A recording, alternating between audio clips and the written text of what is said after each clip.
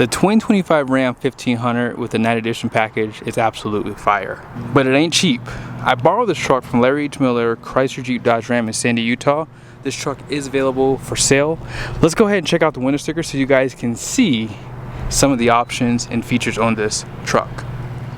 At the very top is the description, and then base price is going to be $54,675. Remember, this is a Bighorn.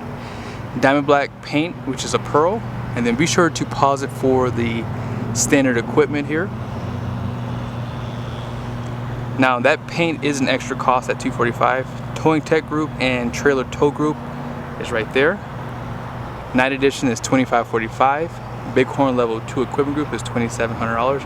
You can't get Night Edition without that Bighorn level 2, by the way, so it's actually a lot more money in retrospect. Now $392 rear, and then this one does have the dual panel panoramic sunroof. Destination comes in at $1995 with a total price of $65,960, and here are the fuel economy numbers on the side. If you're going to get that trailer tow group and technology towing package, you might as well go ahead and add the surround view camera. It's only like $495, and you can't get it as a standalone unless you get those packages. I think you get one or the other. But with that being said, when you get a Bighorn with the Night Edition, very menacing. Love the overall styling. Now on Bighorn for this truck, LED headlights now come standard.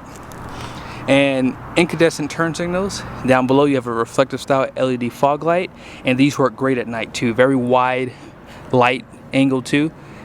Front parking sensors also come standard on the Bighorn, and this one does have adaptive cruise control. Now on the grille you guys can see you have some painted trimming, and then the surround of it is also painted because of that Night Edition package. And it may look like there's a camera, but nope, it's just a plastic trim piece there. But I like how they spell out Ram, and you guys see how high up it is on the grille too. It's not in the center, I just noticed that just now. And then off to the side you guys can see the independent front suspension, dual wishbone. And I know I mentioned this in the last video, but that's definitely like a plastic material, I believe. It looks like plastic, and I thought they only did that for the air suspension, which is an option for the Bighorn. But yeah, coilover setup there. You have a forged aluminum lower control arm, however. And this truck, this truck has the Bridgestone dueler tires. It looks like when you get the Night Edition package, it upgrades the tire brand, because I did a video on a Laramie and it had the Nexen tires, and I had mentioned in the video that unless you get a limited, it does give you the Bridgestone tires that you see here.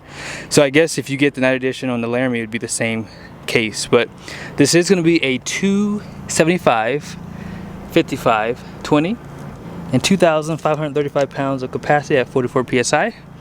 And great wheel design. It's not black, it's like a gray. It's not even gunmetal, it's darker than that, so it's like a dark gray color. You guys can see the 6 lug plastic material for that wheel well, and then here's some of the badging. Straight 6 turbo, and then here are the tow mirrors. Now I can't wait to show you guys some of the controls on the inside. I would skip this option 100%, and I'll go over that in a second. I don't like these on this truck, and I'll go into more detail when we get inside. But more darkened badges right there. Painted door handles. They don't give you plastic, which is nice. And this truck has a great appearance. Like, you can't hate on Ram, guys. This is a really nice truck. The only is really missing that's not available for Bighorn is smart key system. That's it. Now here's the other side of that suspension. You guys can see that sway bar. Puddle light right there. Turn signal for the mirrors, and top and bottom heat with your blind spot monitoring. And this does have the, is that the standard bed? That looks like the longer bed actually. Looks good though. So yes, that truck did have the standard bed, which is the longer bed. So the 5.7 bed, if you guys see the pricing, is $51,830 versus $54,970. Now the reason why the price goes up so much is because if you get the longer bed, you do get the standard output Hurricane standard. 33-gallon fuel tank comes a part of that upgraded engine option too. And you're gonna have a 5-link coil suspension out back. They don't cheap out like Ford and not give you that liner out back either. I like that they give you that for the most part. And these taillights are going to be incandescent bulbs, dual exhaust, rear parking sensors, class 4 hitch, and they do spell out RAM, which is new for 2025. Backup cameras right here, and they do have a light there. Now you do have an option to get 400 watts or 2000 watts in the bed. There are no bed lights. You should go ahead and get that bed utility group. It's just under $1,000, but it gives a lot of nice features and it's well worth the cost. LED license plate lights, and you have your 7 and 4 pin. Just below, they did upgrade that to a 392 rear end, and there is a locker available for this truck, but that's probably going to be an open diff on this one. Here's a better look at those exhaust tips. They are black. You guys can see that spare tire. It's just a donut style, as I call it, because it doesn't match the wheel or the tire. And let's go ahead and pop the hood and talk about this inline 6 turbocharged engine. In the Bighorn, they did make this standard output Hurricane engine optional. Now, when it comes down to the power output, it's really impressive. I've done some tests in the past. Maybe I'll put one at the end of this video for you guys so you guys can see the performance of this engine compared to the high output version of it. Now, it's going to have 420 horsepower and 469 pound-feet of torque. Now, not including fasteners, there's 96 common parts between this and the high output. When it comes down to the oil viscosity, it's a 0W20 in this one, and it's a 0W40 in the high output, which is the higher temperature rating for that oil. Now, when it comes down to it, each turbo feeds 3 cylinders, and I made a big stink about this truck not being direct and port injection. However, I did read that maybe, just maybe, Stellantis thought this through, and even though it's direct injection only, it is centrally placed. I should say the fuel injector is centrally placed inside the combustion, so hopefully it sprays the intake and the exhaust valves. But there is no dipstick, which also I made a stink about, and I would like to see that personally. I know that they probably are saving a few dollars here and there not having it, but it would be nice to see that. Now, if you get the high output version, this engine does give you an upgraded axle, and I do recommend, you know, that truck, if you can afford it. Obviously this truck's not available with the high output, but if you can get it on that limited up, that's a good option to have if you plan on going off-road or if you plan on towing. One last thing, you probably can see it right there. That's the housing of that transmission, which is an 8-speed through ZF, known as the 8HP75. Here's some of the exhausts. Transfer case is right there, and here's some of the framing. Not many skid plates on this truck, but if you plan on going off-road, they do have the Rebel. Now let's talk about it really quickly.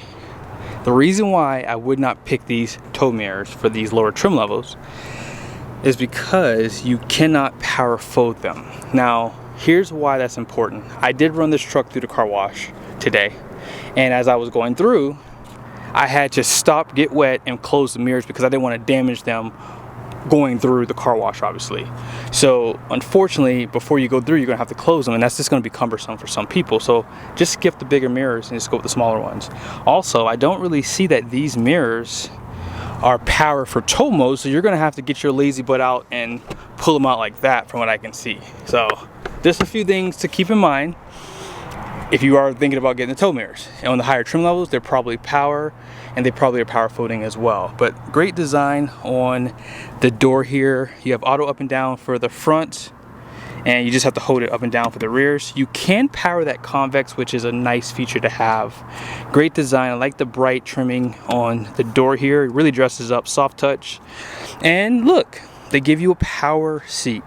So it's going to be power front and back for the lower cushion, and you have lumbar support too. Telescoping steering wheel, which is manually operated. Auto headlights, and you have power pedals down below.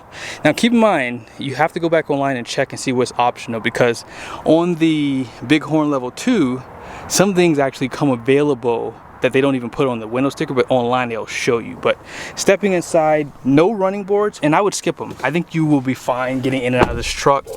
Push button start comes standard even down on a Tradesman. You have your 7-inch cluster, and you have the optional 12-inch here.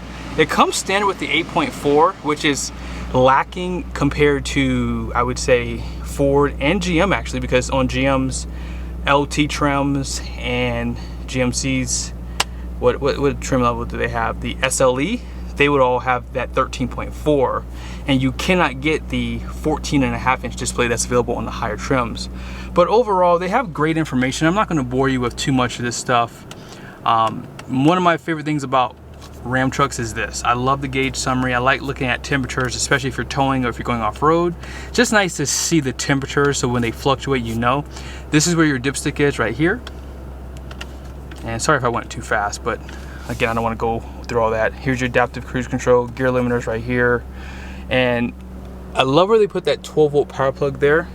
This does slide back. You have a 115-volt power plug down here. And this one does have the center console. And let's check this out. If you need your phone to be charged wirelessly, if you forget your plug at the house like I always do, then guess what? You still have that guy to at least trickle charge the phone. They do provide a USB inside of this location in here, and you guys can see the slide better too. They have the best center console design. They really thought this through back in 2018 when they released this truck, and it's just the best even to this day. No one's even caught up. They're not even close. 4 USBs right here. Here's some of your controls for your parking sensors, traction control. They have this stupid system, the trailer steering, and you have that optional trailer brake. On this side, you guys can see this truck does have 4-wheel drive auto. Oh, and by the way, this truck does have drive modes now. And I'm sorry I'm jumping all over the place. I get excited. So with that being said, you have snow, tow, sport, and then automatic. Off-road, and then automatic, excuse me. And one thing I'll say, having this guy here is nice because when you have views like that over there and you're driving through the mountains, this is just nice to have. And I would say it's worth the premium. Now out back, you have a power sliding rear glass, which is pretty typical in these trucks. Dual climate control, heated seats. You guys saw that these are cloth seats too. Great design though. I think they look great in this truck. And they give you a black headliner too. I like that because it goes well with the interior. Home links up here, LED lighting, place for your sunshades, and you can open obviously that sunroof if you like. A little bit of storage on the side here. And let me just show you guys something inside the screen. So you have your auto dimmer, you can turn it on and off from here. You can view some of your cameras, and as I said, you can get 360 camera view, and for $495, I don't know why they didn't just click that button. But yes, you can customize this, you can change the layout of it, you can change the background of it to, let's go ahead and check out on this side.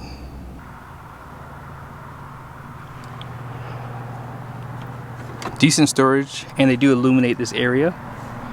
And this is like a rubber material too to keep things from sliding around too. Glove box. And this looks to be, yeah, trailer tire pressure monitoring. Interesting. They give you 4. Nice.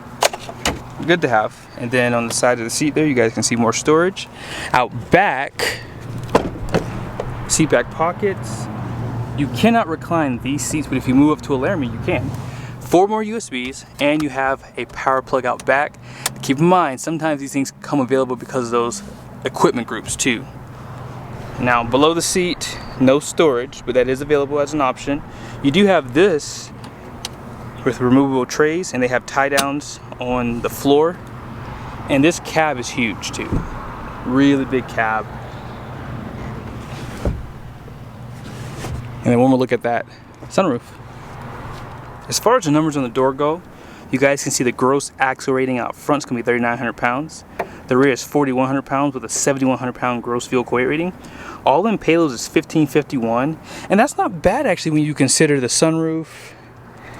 And that's it actually. That's like probably the only option here that's probably heavy. Now granted, when you get a center console, that does add weight. That 12-inch display is probably slightly heavier than the 8.4. So I would say over 1,500 pounds for a half ton is decent for sure. I like to see 1,800 plus, especially on these lower trims, but you can't knock that. I hope you guys liked the video. This is really a nice truck, and I think that if you don't want to spend another $10,000 or so to get a Laramie Night Edition, this is the next best thing.